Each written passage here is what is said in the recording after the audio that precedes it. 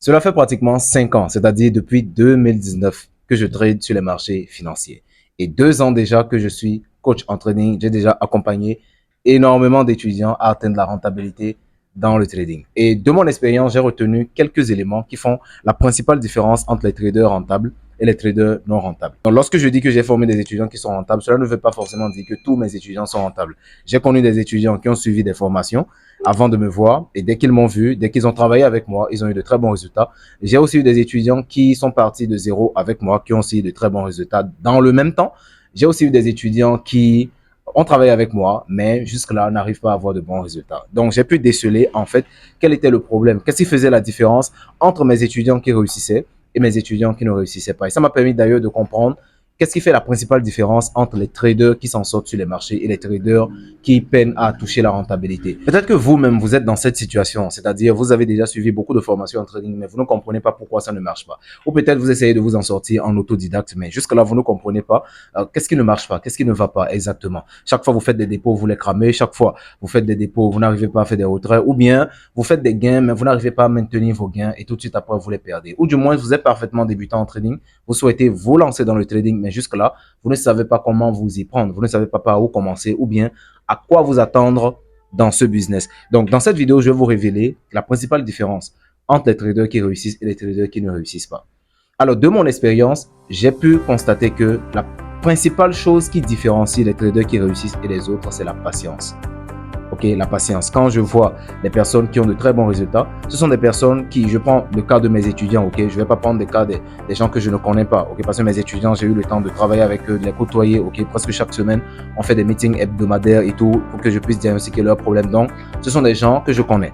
D'accord, c'est pas comme les coachs, ok, on vous balance des vidéos et juste après ça, on vous laisse tranquille. Donc, quand vous travaillez avec moi, vous êtes mon ami, ok, vous êtes mon partenaire, on travaille jusqu'à ce que vous puissiez avoir des résultats. Donc, quand je fais le bilan, ok, de mes étudiants qui sont rentables et par rapport à mes étudiants qui ne sont pas rentables, je constate que ceux qui ont du mal à s'en sortir sur les marchés ont un problème de patience.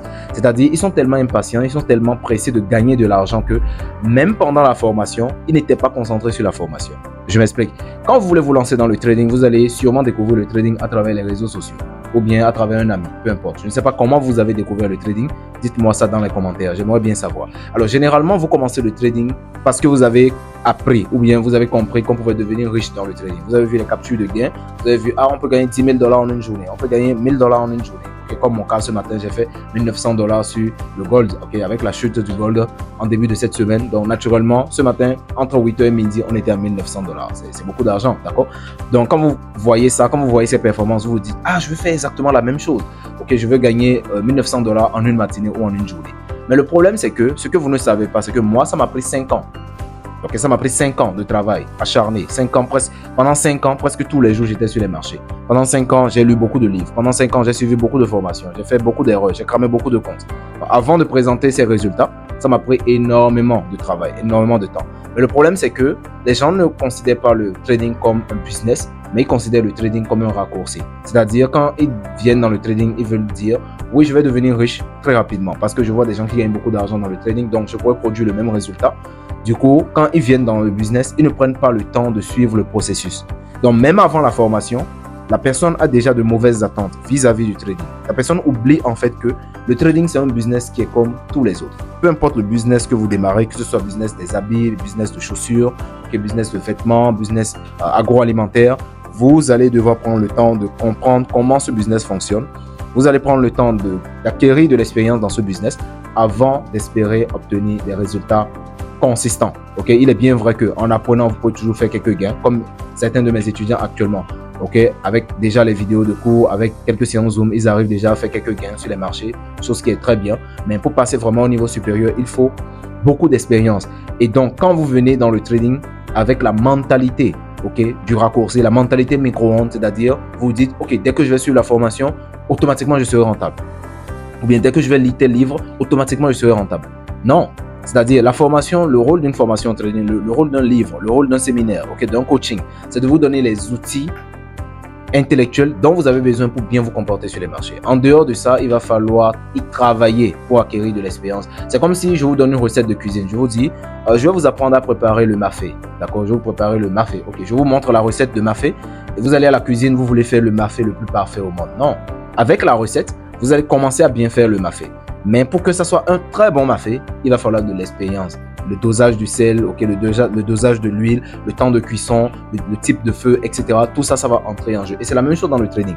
Quand vous suivez une formation en trading, vous allez avoir les outils et les armes qu'il vous faut pour pouvoir vous en sortir sur les marchés. Mais pour que ces armes deviennent des automatismes et puissent vous produire des résultats consistants, il va falloir de l'expérience. Et donc, je constate que la plupart des traders qui ont du mal à s'en sortir sur les marchés, ou du moins, la plupart des traders qui abandonnent faute de résultats, ce sont des gens qui sont impatients. C'est-à-dire, ils veulent avoir les résultats le plus rapidement possible. Chose qui fait d'ailleurs que ce sont des personnes qui vont non seulement refuser de se former, c'est-à-dire ils vont se dire, bon, les formations en trading, oui, c'est une perte de temps, c'est une perte d'argent, donc je vais me former en autodidacte et je vais essayer de m'en sortir. Et quand ils voient qu'en autodidacte, ça ne marche pas, ils vont essayer de prendre une ou deux formations et espérer avoir les résultats dès le mois qui suit la formation. Donc, ils oublient qu'après la formation, il faut de l'expérience sur les marchés. Donc, juste après la formation, dès qu'ils n'ont pas de résultats, après 2 mois, 3 mois, ils se disent « Ah, c'est trop compliqué, c'est trop difficile, donc moi, ce truc, je laisse tomber. » Donc, la principale chose qui fait que les gens échouent dans le trading, c'est d'abord un problème de patience. Il y a des gens qui ils prennent la formation, ils ne finissent même pas. Ils commencent déjà à faire des dépôts, ils veulent rapidement multiplier de l'argent. C'est comme si, en fait, le marché appelait leur argent, ils ont envie de gaspiller leur argent sur les marchés. Peut-être que c'est votre cas actuellement. Si c'est votre cas, changez d'habitude tout de suite parce que vous êtes vraiment sur la mauvaise route. Donc, si vous aimeriez passer de l'autre côté, c'est-à-dire faire partie des traders qui tirent leur épingle du jeu sur les marchés, un peu comme nous, vous devez faire preuve de patience. Quand je parle de patience, c'est la patience avant, d'accord, le processus, avant le système, avant d'avoir une stratégie rentable et tout ça. Vous devez être patient et apprendre. La deuxième des choses, vous devez aussi être patient même quand vous devenez rentable. Ce que les gens pensent, c'est quoi? Ils pensent que nous, on se lève le matin et tout de suite après, on va sur les marchés, on commence à cliquer dans tous les sens, ok? On fait tic-tac, tic-tac, on essaie de prendre beaucoup d'opportunités sur les marchés. Donc, on est hyper actif, etc. Récemment, il y a l'un de mes abonnés qui me disait qu'il trouve jusqu'à 60 trades. Il prend jusqu'à 60 trades en une journée. Vous vous rendez compte, 60 trades sur une seule journée. C'est-à-dire, pour quelqu'un qui trade en H1, il est à 24 bougies dans la journée. Donc, si la personne arrive à trouver 60 opportunités en une seule journée, naturellement, on voit que cette personne ne fait que de l'overtrading. La personne trade sans se baser sur un plan ou bien un système spécifique. C'est la raison pour laquelle vous allez constater que vous faites des gains le matin, vous perdez tout le soir, ou bien vous faites des gains le soir, le lendemain matin, le compte est cramé, etc. Parce que vous êtes hyper actif. Vous ne tradez pas selon un plan qui est bien défini. Si vous souhaitez optimiser vos résultats dans le trading, vous devez être quelqu'un de très sélectif. C'est-à-dire, vous devez être quelqu'un de très organisé. Le trader, ce n'est pas un tirailleur. Le trader, c'est un sniper. C'est pourquoi les grands traders, on nous appelle des snipers. Quand vous voyez d'ailleurs nos entrées sur les boom et crash, etc., c'est des entrées snipers. Les entrées sur les golds, etc., c'est des entrées snipers. Je privilégie toujours des entrées snipers. Et quand on parle d'entrée sniper, cela veut dire quoi? Cela veut dire qu'il faut être suffisamment patient pour attendre que l'opportunité se présente avant d'entrer en position. Donc, quand on parle d'un sniper, c'est quelqu'un qui peut rester sur un toit à surveiller sa cible pendant une semaine sans bouger. Jusqu'au moment où le timing idéal se présente pour ouvrir le feu, c'est là qu'il va tirer. Donc, quand vous êtes sur les marchés, vous devez être dans la même démarche. C'est-à-dire, vous pouvez avoir une stratégie rentable, vous pouvez avoir un système rentable. Mais tant que vous n'êtes pas patient, tant que vous ne donnez pas le temps au marché de vous offrir l'opportunité avant de la saisir, vous allez vouloir forcer les trades. Vous allez vouloir faire les choses de manière précipitée. Et naturellement, ce qui va s'en suivre, vous allez prendre beaucoup de trades inutiles et finir par ne rien gagner. Même après avoir développé un système, vous devez apprendre à être patient. Patient avec le système, patient avec la stratégie. C'est à cause de l'impatience que les gens font de l'overtrading. C'est à cause de l'impatience qu'il y a des gens, ils se lèvent en une journée, ils vont ouvrir 10 graphiques, c'est-à-dire leur watchlist, c'est 10 actifs qu'ils veulent trader en même temps. Et quand vous multipliez le nombre d'actifs, je le dis tout le temps sur cette chaîne, quand vous multipliez le nombre d'actifs, vous multipliez aussi les trades perdants. Vous multipliez aussi les mauvaises opportunités. Donc, parfois, moi, il peut m'arriver de trader un seul actif pendant toute la semaine. C'est-à-dire, je me lève, je prends juste l'or et je trade uniquement l'or toute la semaine. Si au cours de la semaine, je ne trouve que 5 opportunités, c'est bon. Si je ne trouve que 2 opportunités, c'est bon. Si je ne trouve que 10 opportunités, c'est bon. Je prends ce que le marché me donne. Je n'impose pas mon rythme au marché.